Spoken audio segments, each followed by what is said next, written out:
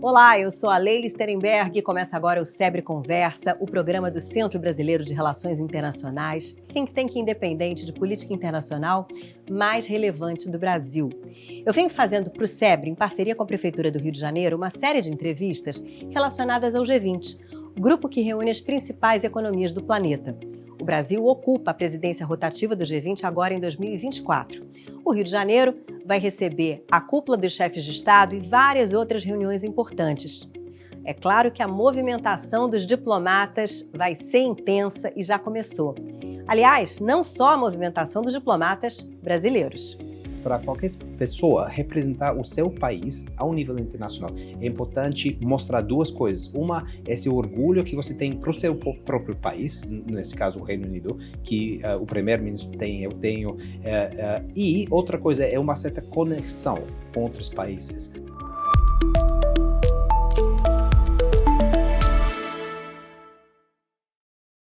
Eu recebo aqui na sede do SEBRE o cônsul-geral britânico no Rio de Janeiro, Anjum Noorani. Cônsul, é um prazer tê-lo aqui.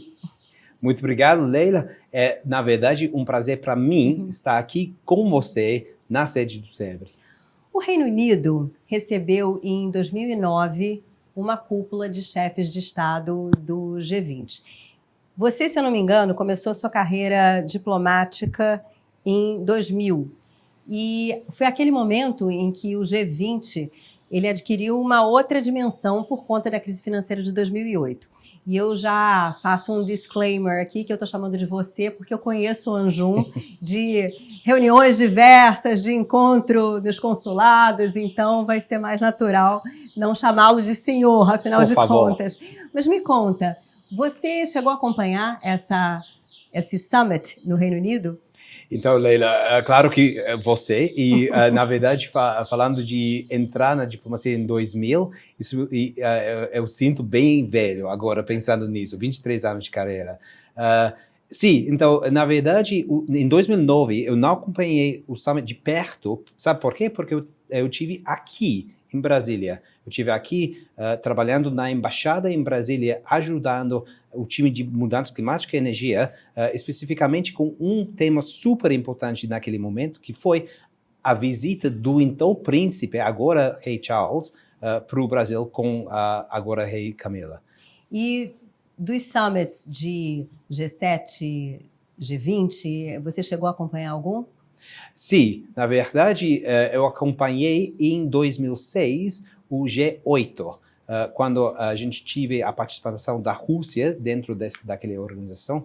Eu acompanhei porque eu estava na nossa embaixada em Moscou. E eu lembro, foi intenso, esse período de preparação para qualquer summit, G7, G20, é intenso. A gente tinha que preparar com bastantes meses antes, justamente para conseguir a visita sem problemas logísticos e para alcançar um objetivo para o Reino Unido. É interessante a gente pensar como o mundo mudou, né, ao longo desses anos, porque G8 era uma coisa que existia e hoje em dia a gente tem um antagonismo tão grande, né, de Rússia e países ocidentais no âmbito do G20. Você tem uma carreira robusta, justamente serviu na Rússia, no México, na Argentina. E como cônsul no Rio de Janeiro, se eu não me engano, você está desde o começo de 2022. Agora, você já é considerado o cônsul decano, né? Como é que é isso?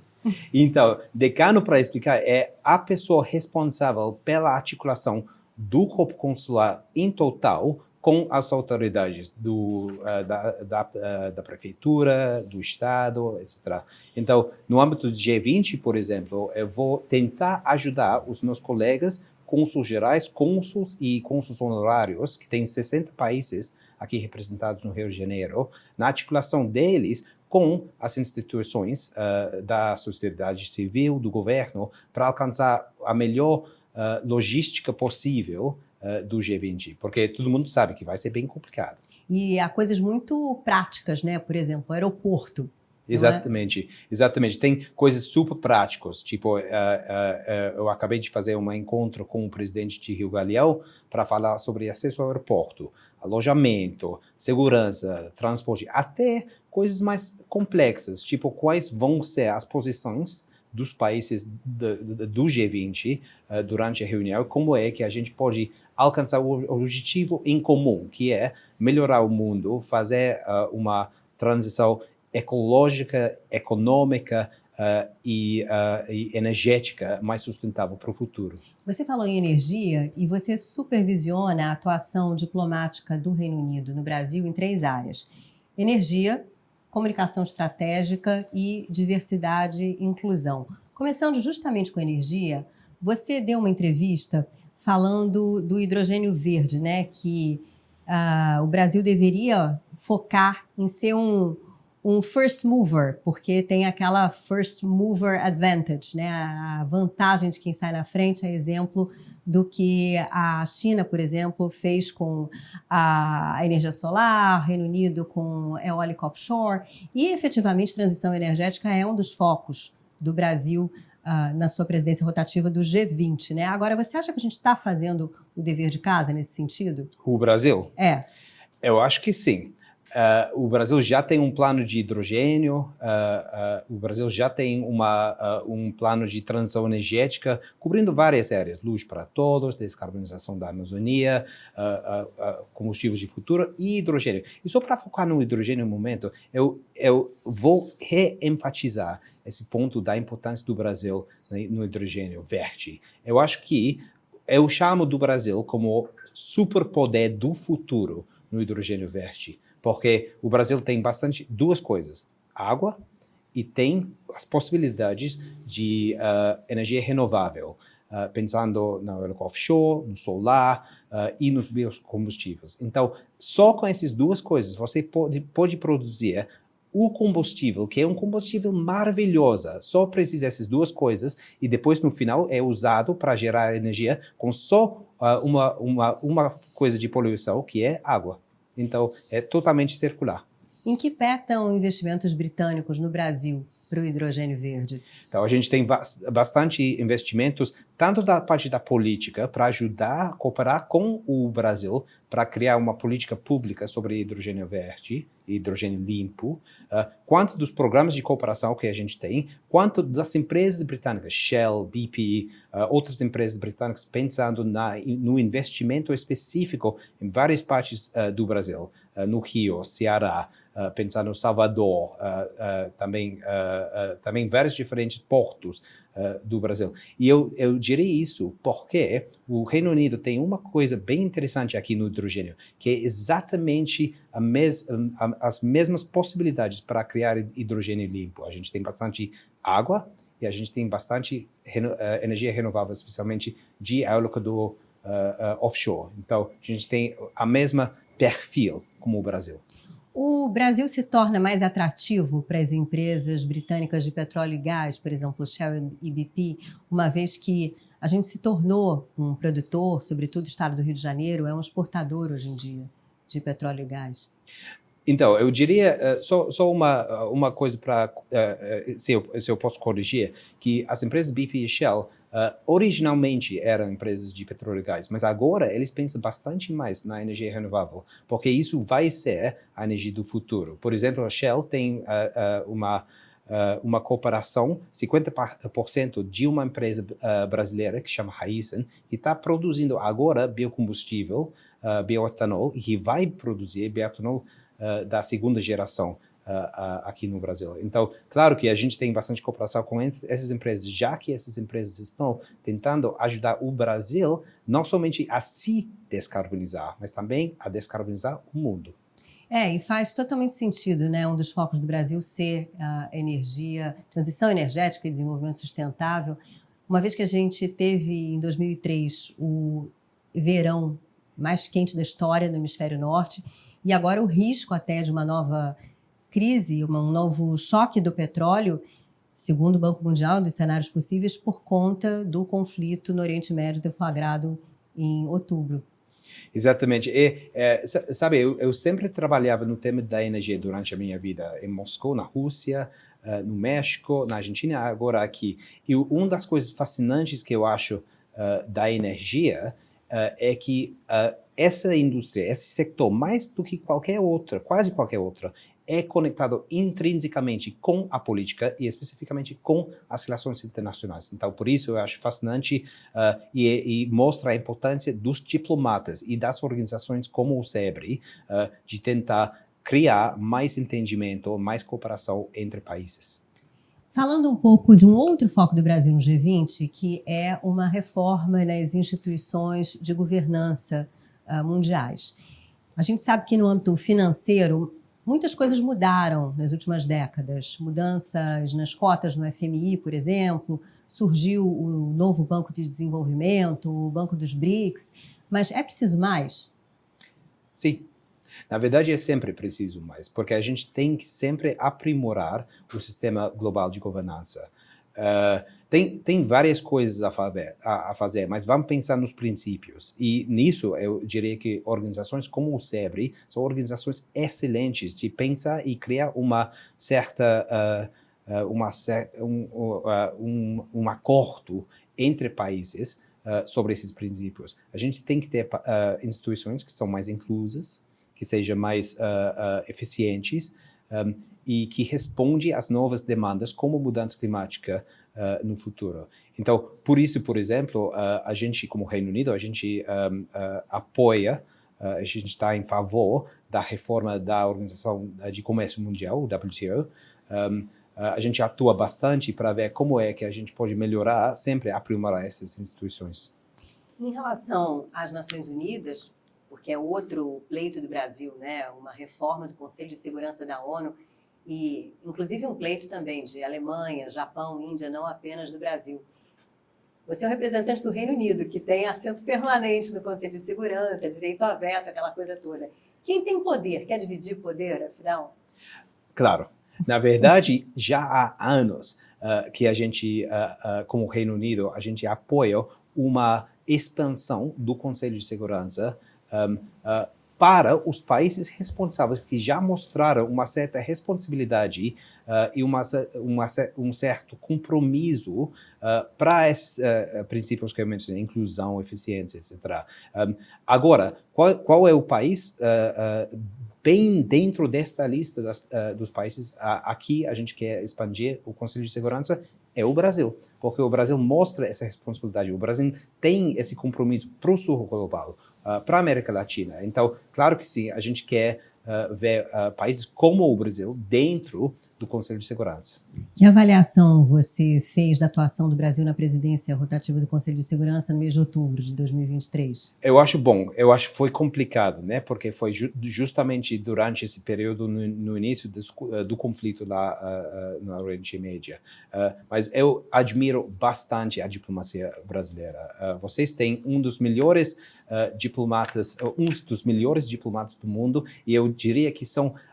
Eu lembro quando eu estive em Brasília, em 2008, eu fiquei tipo com admiração enorme da diplomacia brasileira. Diplomatas com bastante profissionalismo, que têm uma vasta experiência em diferentes partes do mundo. Então, eu acho que, sim, foi um período complicado, mas foi bom.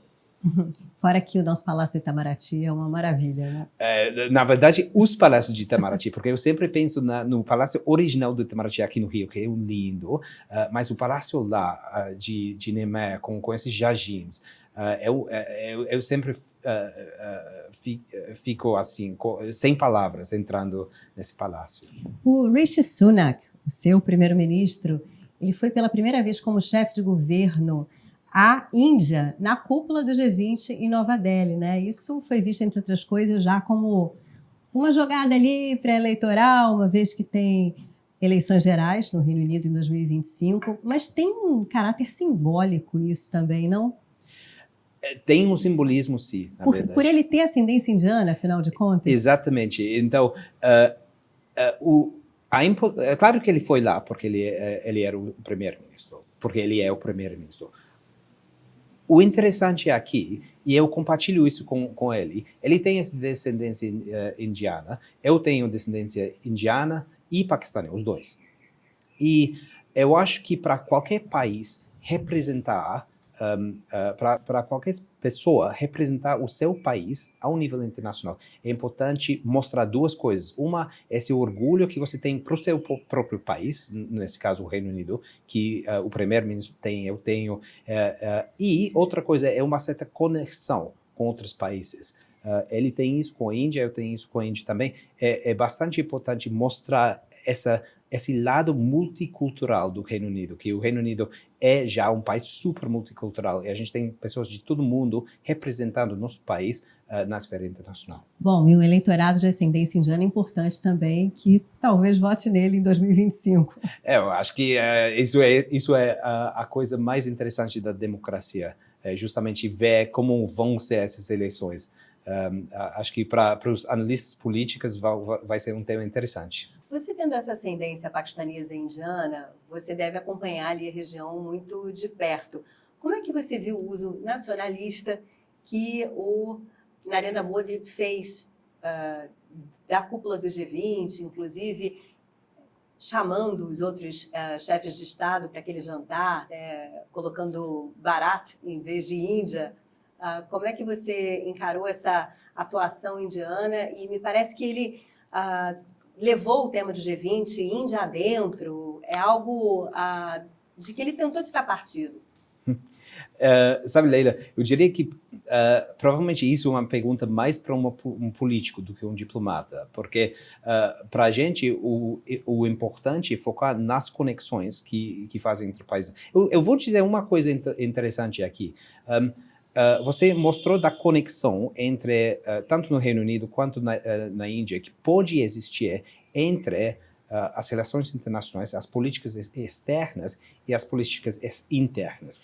Eu diria que isso é um tema que cada vez mais está ficando um tema interessante. Antigamente, há 100 anos, a gente pode falar dos diplomatas fazendo política externa e dos servidores públicos fazendo política interna. Agora não, tem bastante coisas externas que têm impacto dentro do país, tem bastante política pública doméstica que tem um impacto internacional, pensando na política do meio ambiente, por exemplo. Então, a gente não pode dividir essas duas coisas. E, por isso, eu acho que tem organizações como o SEBRE, que são tão importantes para mostrar, para analisar essa conexão entre a pauta internacional e a pauta doméstica. E você acha que o nome hindu, Bharat, ele cola, vai ter adesão? Ou é uma longa história, uma longa jornada? Eu não sei. Eu acho que tem bastante desses debates no mundo, né? A gente está vendo um debate lá na Turquia, por exemplo, dos nomes dos países. Eu lembro, eu amo a Índia. Eu tenho família lá, eu vou lá bastante vezes. Eu lembro, o meu pai, para ele foi confuso quando o nome da cidade, Bombay, mudou para Mumbai. Mas agora todo mundo usa Mumbai. Então, acho que o mundo muda. E isso é normal, isso é bom. E Rishi Sunak vem para a cúpula do G20 no Rio de Janeiro? Eu espero. Bom, vamos falar da pauta de diversidade e inclusão, que também é algo que você acompanha muito de perto. Eu me pergunto quão difícil é ter uma cooperação no âmbito do G20, ali nos grupos de engajamento, não tanto no nível da cúpula de chefes de Estado, obviamente, por conta da diferença cultural, né, que há entre os países. São países muito diversos, que têm formas muito diferentes de lidar com a equidade de gênero, os direitos LGBT, QIAP+.